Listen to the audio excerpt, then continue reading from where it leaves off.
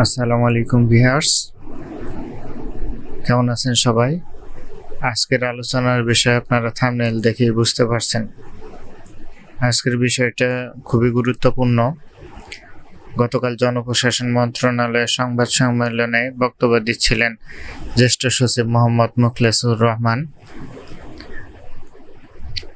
এতে বলা হয় যে দেশের সকল কর্মকর্তাদের প্রতি বছর 31 ডিসেম্বরের মধ্যে সম্পদ বিবরণী দাখিল করতে হবে।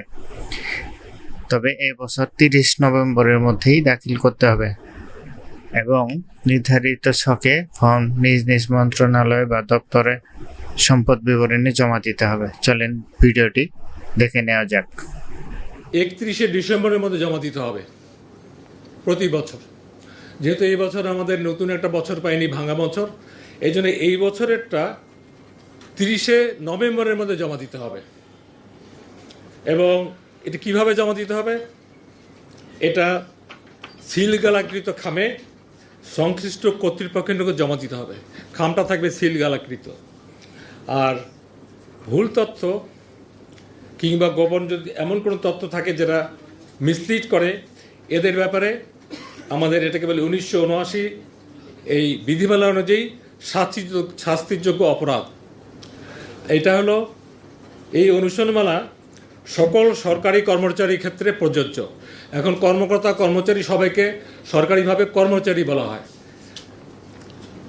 এখানে দুটো ইম্পর্টেন্ট ক্লজ, এই জন্য আমি রিপিট, বিজ্ঞ আদালতের আদেশ ও সংশ্লিষ্ট কর্তৃপক্ষের অনুমোদন ব্যতীত সম্পদ বিবরণীর তথ্য সম্পূর্ণ বা আংশিক হস্তান্তরযোগ্য নয়।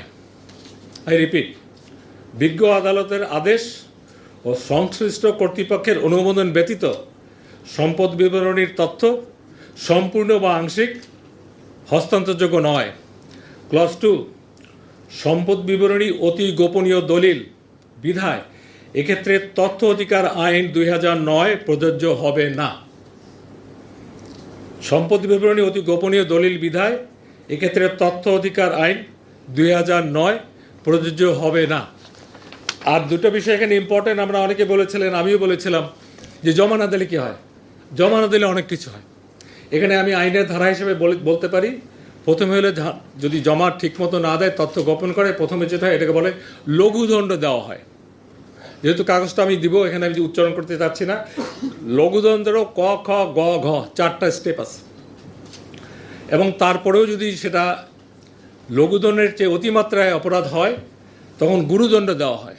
এবং গুরুদণ্ডেরও ক, খ, গ, ঘ 4টা ধারা আছে।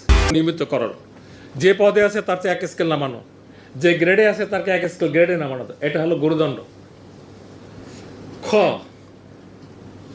এটার গুরুত্ব বুঝে আইনানুগভাবে বাধ্যতামূলক অবসর প্রদান।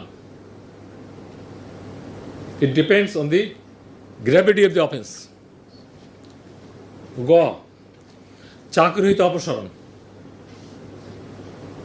ঘ, চাকরি হইতে বরখাস্তকরণ। ধন্যবাদ সবাইকে এই ভিডিওটি সম্পূর্ণরূপে দেখার জন্য। এই ফর্মটির আমরা এখন কোথায় পাবো? 1, এটি জনপ্রশাসন মন্ত্রণালয়ের ওয়েবসাইটে পাবো, অথবা 2, এই ভিডিওর নিচে দেওয়া লিঙ্কে অথবা কমেন্টস বক্সে লিঙ্ক পেয়ে যাবেন। তবে আমি এই ফর্মটির পিডিএফ ফর্ম তৈরি করেছি। আপনারা চাইলে পিডিএফ ফর্মটি ডাউনলোড করে সহজেই ফর্মটি পূরণ করতে পারবেন, অথবা হাতেও পূরণ করে নিতে পারবেন। ধন্যবাদ সবাইকে।